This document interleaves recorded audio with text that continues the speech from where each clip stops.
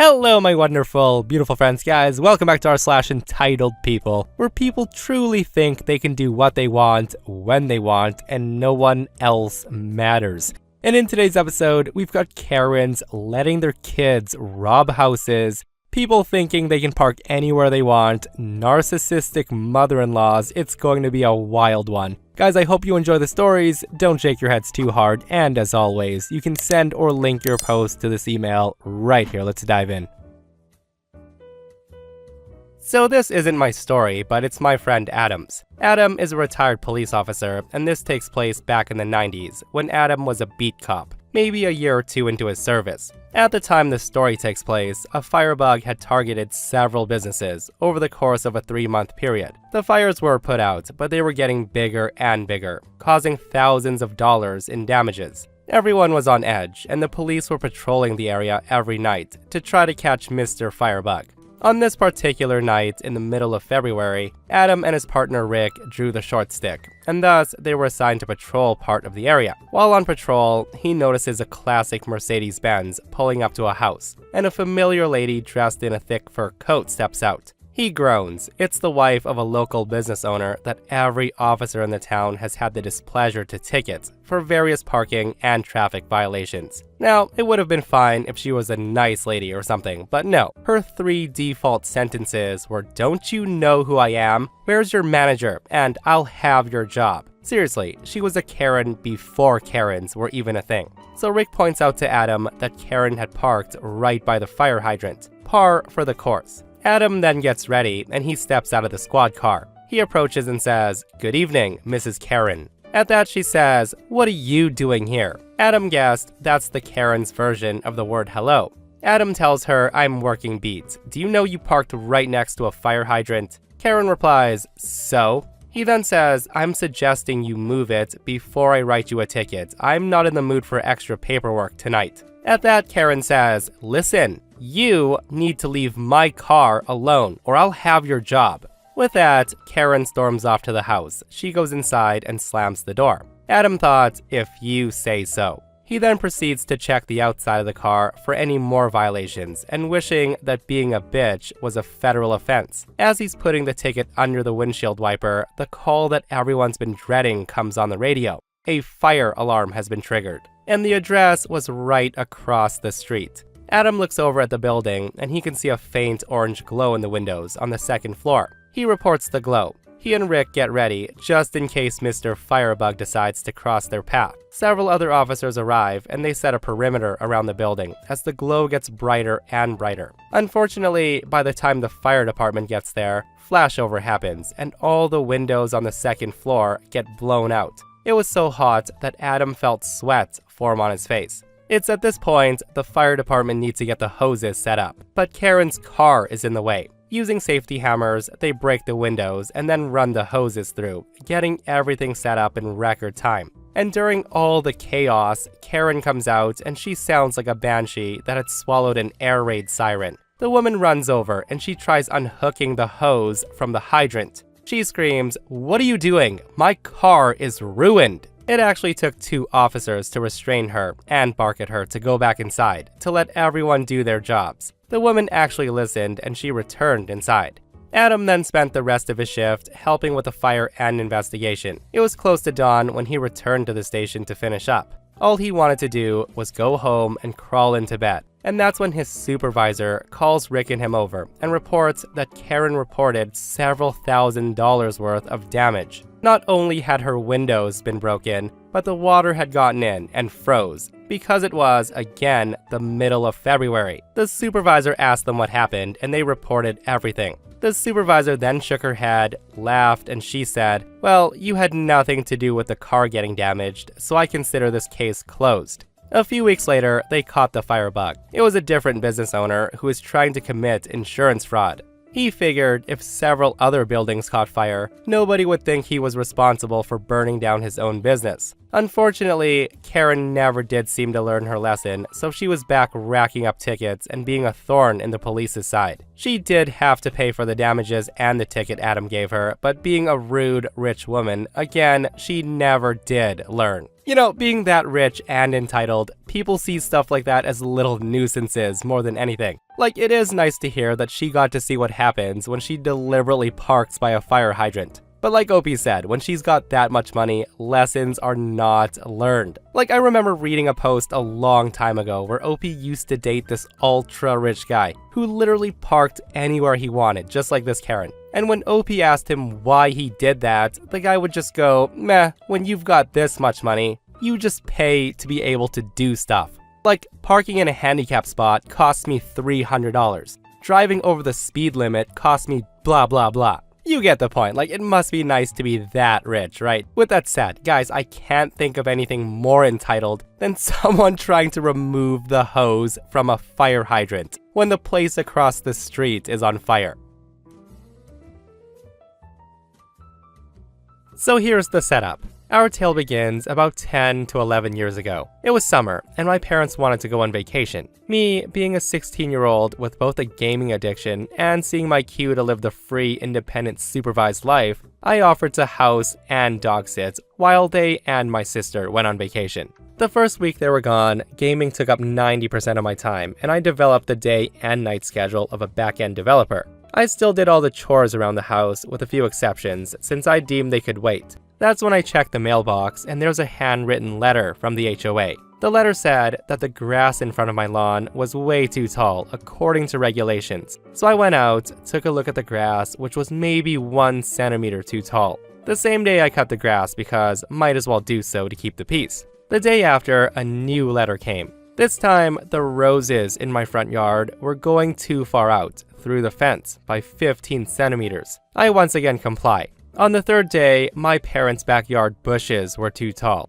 And here's where I finally get irritated, since you have to enter my parents' property to check the bush height. With that, I go and visit my next door neighbor, who I knew was on the HOA board. I ask her about the letters, and she looks through them and laughs. She tells me that these weren't sent by anyone on the board, and these handwritten letters are from the mega Karen who lived a few houses down. The woman had been kicked out of the HOA board after she poisoned 3 dogs in the neighborhood with rat poison. The dogs luckily survived, but she's that kind of woman. So not wanting to deal with her, I decide to let the case rest and leave my parents' bushes alone. So fast forward a week into my parents' vacation. After being alone for 7 days, playing non-stop video games, I decide to do something else. As any teenager would, I start to plan a gathering of some sort because I'm starting to need some social interaction. Since I'm a gamer, instead of holding a straight-up party, I decide to invite friends over for a LAN party, so we could play a video game called Counter-Strike. Fast forward to said LAN party. My parents' dining room smells like teenage farts, Axe body spray, sweat, and chips mixed together. Typical LAN stuff. At 1 a.m., there's a loud knock on the door, so I go out to see 2 cops looking at me. Cop number 1 says, we have a report that there's a loud party going on, and we were told that there's several minors here doing drugs. I tell the officer I have no idea what you're talking about. The officer tells me we've had a frantic woman calling constantly, which is why we came. But it seems we're more of a disturbance than you guys are. We'll leave you to it then. 2 days after, I get another knock on my door, and there she is, standing in front of me, the mega Karen. The woman starts screaming that me and my drug party kept her up all night, and that I'm a horrible brat who needs to tend to my bushes if my parents don't want to lose the house. At this point, I stop her and I remind her that 1, the HOA doesn't have the power to do that, 2, that I know she was kicked out of the HOA so she has no say anymore, 3, that I didn't even have a party, and 4, that she needs to stay the F away from my backyard. Hearing me say that, she got even madder, and she starts screaming that she would have me and my parents arrested. And then she admits that the poison treats were meant for my dog as well. I slammed the door at this point. She had royally pissed me off because no one threatens my good boy. No one. I had about 4 days before my parents returned, so I made them count. I went over and talked with the neighbors surrounding her house. I told them that I would do all the yard work for them, which involved loud equipment around her house. Legally, we were allowed to make noise from 8 a.m. to 8 p.m. with yard work. So with that, I began. After the first day, Karen came out and she screamed at me because she knew what I was doing. She even threw a rock at me, but I didn't care. I was gonna make as much legal sound as possible. Whenever she complained, I just told her that her plants weren't up to HOA standard. So Friday rolls around and it's 8 a.m. Me and my friends are gathered bright and early in front of her house. We have all the tools ready. We turn on the speaker, and the speaker's set to the exact legal limit of how loud the music's allowed to be. And with that, Karen lost it. She screamed constantly for an hour and even called the cops twice. But there was nothing they could do about it. I was just doing yard work. If she wants to complain about a loud party, we'll give her something to complain about. We kept it up to the exact time limit. All I can say is kudos to OP because man, that is a lot of physical work OP did, just to spite a Karen neighbor. Like personally, I don't think I would have spent 4 days doing yard work from 8 a.m. to 8 p.m. just to annoy a neighbor like that, but hey, to each their own, right? Okay, so I'm very allergic to peanuts. I can't touch them, I can't eat them, I can't go into a Texas roadhouse because the peanut dust in the air sends me out on a gurney, and that's no joke, it's happened. With that said, I work in a restaurant. So around 9 o'clock, or whenever the sit-in customers kind of wind down, David, the sushi chef, will actually make a really nice, authentic Chinese dish for dinner. And I'll munch on it while doing some cleaning chores, or in between tables because that's all we've eaten all day at that point. The owner doesn't keep anything peanut in the store because of how severe my allergy is, and she doesn't want to have to tell a new chef each time that I'll fall over dead in like 30 minutes flat. But tonight, David had brought peanuts from home, and I didn't know, and David doesn't know about my situation. I have 2 tables. One is a group of college guys drinking and eating sushi, not really needing me too heavily, and another is a middle-aged couple that I had just sat down before my food was put on my station. I get the couple's drinks to them, explain our menu, and leave them to their browsing while I go steal a few bites. Now, since I don't eat peanuts regularly, I don't really know the taste of them when they're prepped in a soup dish like what David made. So being hungry, I gulp down like half the bowl, before noticing a small little peanut chunk on my spoon. And that's when hell breaks loose. I don't have medical insurance, which means, ta-da, no EpiPens for me. I'm scrambling on the store phone, trying to get a hold of the owner so she can come and I can leave. And I'm also on my cell phone with 911, telling them to please let the hospital know that I'll be arriving any second, and this is seriously bad. I also let Chef David know that he has to watch the tables until the owner shows up because I'm allergic to nuts, you jackwagon. David's sitting there confused, like, allergy? I don't know allergy. He barely speaks English, and I don't know how to translate that to Mandarin. So I look at him dead in the eyes, and at this point, I'm all 50 shades of blotchy and swollen, and my tongue's pretty useless. And I go, peanuts, kill me, and start to walk out the door. I had totally forgotten that I had tables, and as I grab my bag, the middle-aged woman stands up and she goes, excuse me, where do you think you're going? Are you going to take our order any time tonight? We're hungry. And at that, I'm seriously dumbfounded. I feel how big my face is. It itches, it burns, and it's all around horrible, and she wants me to take her order? I muster what I can and say, I'm sorry ma'am, I'm having an extreme allergic reaction. David here can take your order for you. The Karen screams, that guy can't even speak English. You need to take our order before you leave. I tell the woman, ma'am, you're literally killing me by keeping me here. David will take your order. I then start to walk away when I hear Karen say, seriously? We know the owner of this dirty little place. And when she hears about this, you'll be fired instantly. At this point, one of the college guys stands up and he goes, ma'am, you need to sit down and shut up or leave. He then decides that I can't drive like this and he drives me to the hospital. Apparently, Karen never said a peep to the owner. Whether it was her husband or the other college guys that kept her in check, I don't know. But the owner gave me the next 2 days off to recuperate with pay. But that's my story on how I almost died on the floor of a sushi restaurant because some Karen really wanted some raw salmon. Holy, what a scary situation that was. And I'm glad OP made it through that crazy allergic reaction. But guys, that's wild though, right? Like how Karen did not have a care in the world aside from take my order right now. Then you can die. With that said though, I know EpiPens are super expensive without insurance, but being severely allergic to something like peanuts, it's worth it to have one around just in case you encounter a crazy Karen who doesn't let you go to the hospital.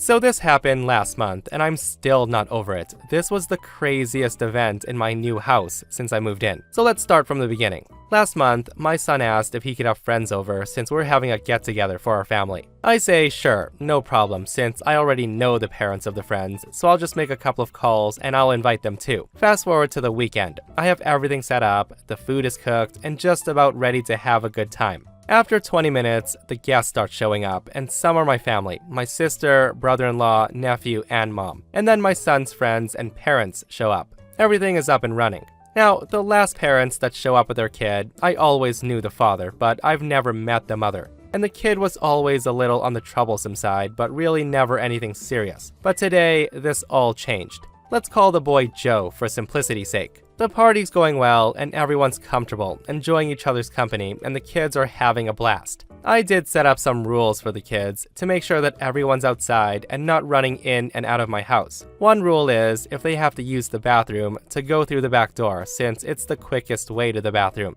And only my son was allowed to bring any toys out to play with. Since everything they needed was outside anyways, everyone agreed. But Joe had a little whatever look on his face. After I explained the rules, Joe's dad went to him and he said in a stern voice, "Do you understand the rules, Joe?" Joe responds with a sarcastic tone, "Yes." Now, the way the dad asked, I figured that he was tired of Joe and his nonsense with following rules. And at this point enters his wife. She speaks up for Joe and says, "You don't have to talk to him like that. Joe understands, so just let him play and stop talking to him like he's a kid." So he just tells his wife, "I know him, and you know how he is when we let him do whatever he wants. He doesn't listen, and I'm not going to be embarrassed by lack of respect. I'm going to go get a beer."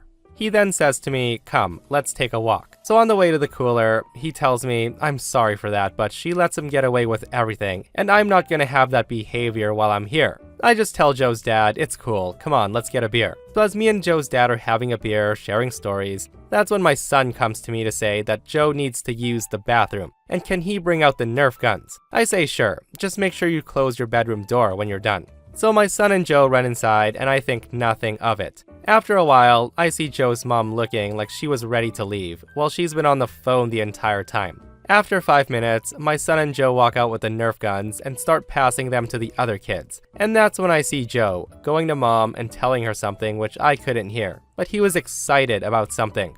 Mom just goes back to her phone, and I'm thinking, okay, what's that about? I just ignored it. My son then goes back to the house to get his phone to record the gun battle with his friends, and this is how it went. My son runs back to me and says, "Dad, I can't find my phone." I ask him, "Did you plug it in my room again?" He tells me no, it was in my room on my bookshelf, I swear. So I go inside and I look for it. He checks under his bookshelf and underneath his bed with no luck. I ask him, "Was someone else in here with you?" My son tells me, "Just Joe. He helped me with the toys after he used the bathroom." Now, in my mind, I'm fuming. I know it was probably Joe, but I wanted to give him the benefit of the doubt. So I say, well, come on, let's go back outside and ask him if he took it. I also had to prove it was him, but I had an idea. I go outside and talk to Joe's dad and say, "Hey, I need to talk to you." Joe's dad asked, "What's up?" And I tell him, "I think your son took my son's phone." So Joe's dad calls him over, and that's when mom looks up pissed. Joe looks in shock as he walks over to see what dad wants. He has a mixed look of guilt and fear on his face. And at this point, his mom comes in screaming and says, "I told you to stop yelling at him. Joe, let's go." Joe's dad tells him not to move and then looks at his wife and says, "Where's his book bag?" She says, "Why? He didn't do anything wrong." So I chime in and say, my son's phone is missing and Joe was the only one in my son's room, which he shouldn't have been there in the first place. Hearing that, mom gets enraged and says, "My son doesn't have to steal anything from nobody. I knew you were on some BS when I met you, and you treat my son like crap since he's been here. F you and F that phone." Now at this point, I take my phone out and I call the number to my son's phone, and I see Joe running to the car as he realizes what I'm doing. They run to the front of my house, where I see Joe trying to get into their car, but unfortunately it's locked and Karen has the keys. She then screams at Joe and says, "Get in the car, we're going home. You don't need to be around these garbage people." She then opens their car door, and as soon as it opens, I hear the ringtone of my son's phone. Joe looks like he crapped a brick, and Mom's face just drops like a cartoon character. I say to them, give me the phone right now. Joe goes for his bag, but Mom closes the door on his hand, almost breaking it, and that prompts Dad to scream, "What the hell is wrong with you?" I then watch as his wife hits him right in the mouth and all hell breaks loose. I'm just trying to break everything up. It was straight chaos. This all happened in 10 minutes, and someone just calls the police and they show up with 3 cars. After the police break everything up, they question everyone and they called an ambulance for Joe since he was screaming when they got there. Joe's dad was put in a separate car to question him, and Mom was telling so many lies that I'm surprised her teeth didn't fall out. And this is where the nice cop comes in. The nice cop says to her, "Ma'am, we were told that you are the reason for this incident, and it was a stolen phone involved from this house." She just screams at the cop and says, "My son didn't steal nothing. They accused him of stealing the phone. I have money. We don't need to steal from these bums." The officer asked her, "So where's the phone now?" That's when I say it's in the car in his book bag, which she closed the door on his arm when he was going to return it to me. And then she hit her husband in the face. The officer just asked if I can prove it, and I say, yes I can. I can call the phone. At this point, Karen knows that she's screwed, and all the color drains from her face. The officer says, "Ma'am, please unlock your door." So she unlocks the door, and the cop hears the ringer and asks my son to unlock the phone just to make sure, and he does. They let Dad out of the car since everyone's story was the same, but they tell him to catch a ride with someone else. Dad says, "But officer, this is my car and I don't live with my wife at the moment. She got a ride with me and I'd like to follow the ambulance so I can make sure my son is okay." The cop says to him, "Okay, sir." He then looks at Karen and says, "Ma'am, you're gonna have to..." And that's when she interrupts him and says, "That's my effing car. You're not taking my effing car." The officer says to her, "Ma'am, stop yelling. This is not helping your situation at all. You're coming with us for assault on your husband and your son." So while they're trying to handcuff her, she takes a swing at the cop and she fails horribly. She then gets taken to the ground and they cuff her. I hope she'll spend some time in jail for the assault and taking a swing at the officer. Joe's dad apologized for everything, but I know it wasn't his fault.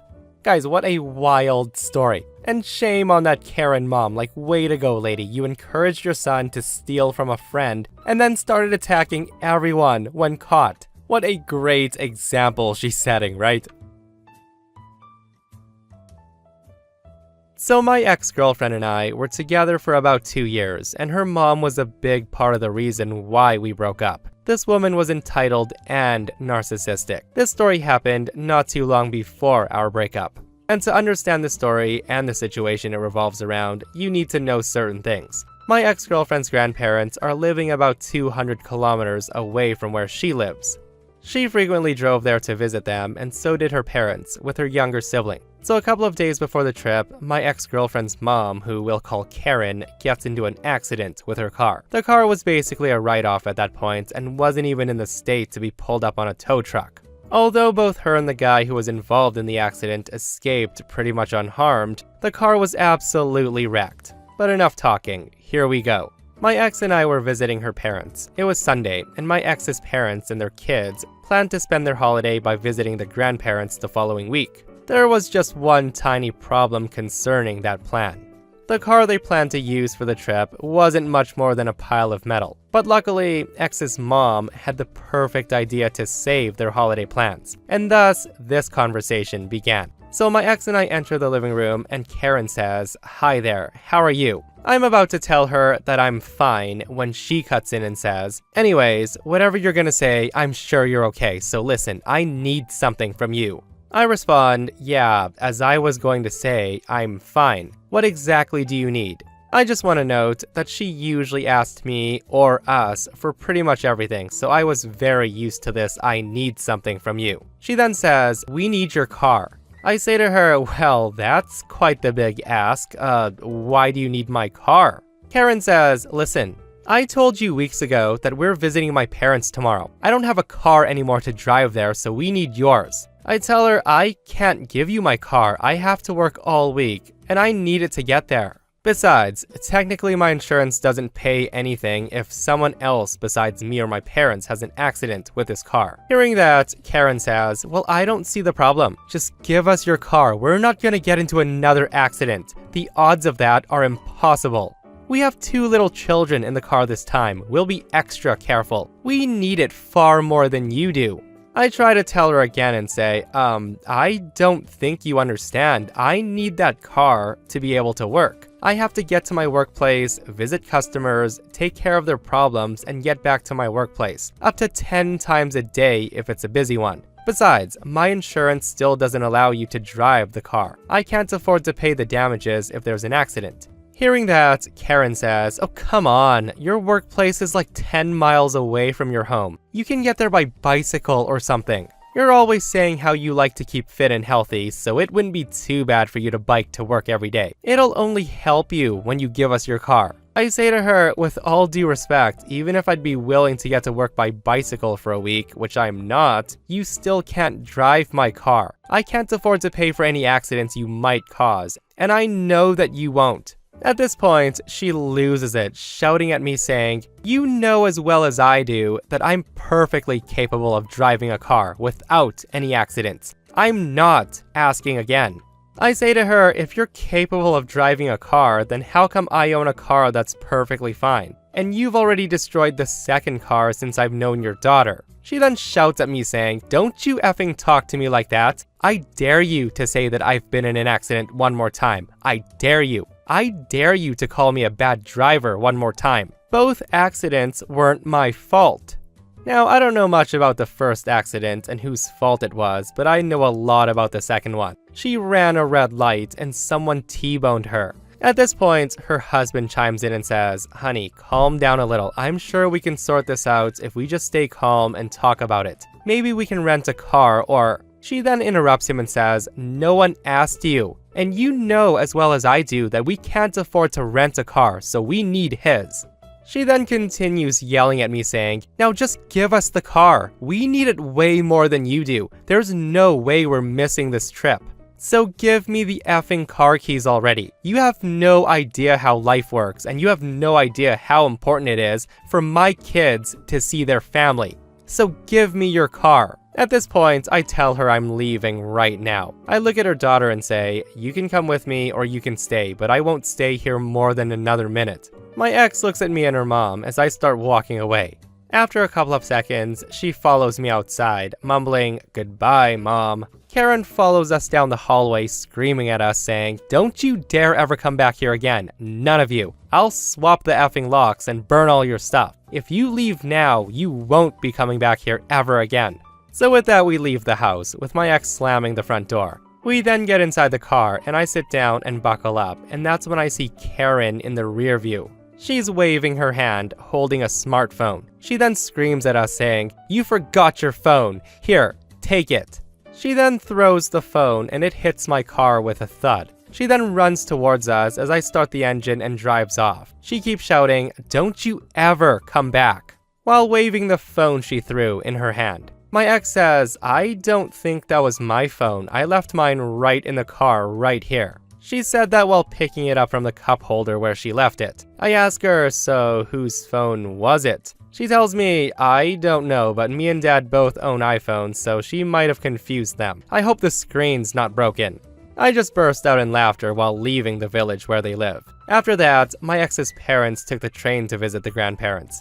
After a week, they came back, and the whole don't you dare ever come back here again thing was so forgotten, as her mom didn't feel like taking care of her children and she needed someone to babysit. Oh man guys, that mother seems like a wonderful person, doesn't she? And the thought of her breaking her husband's phone while throwing it at OP is hilarious. With that said though, OP should have stopped after saying no, like it's his car, and he doesn't have to waste time giving any reasons as to why he won't let anyone borrow it. And guys, I also love her logic though. I just got into an accident yesterday, so it's impossible to have another one so soon. Like yeah, that's exactly what a bad driver would say, Karen. And that, my friends, brings us to another end of our / entitled people. Guys, I hope you enjoyed today's stories. If you did, hit that thumbs up. And if you're not subscribed, consider subscribing so you don't miss these crazy stories. And if you missed the last episode on the channel, it's an r/ malicious compliance episode, where bad bosses are getting absolutely destroyed. So if you enjoyed this one, go check that one out. And myself and Stevie Boy will see you guys in the next one. We love you.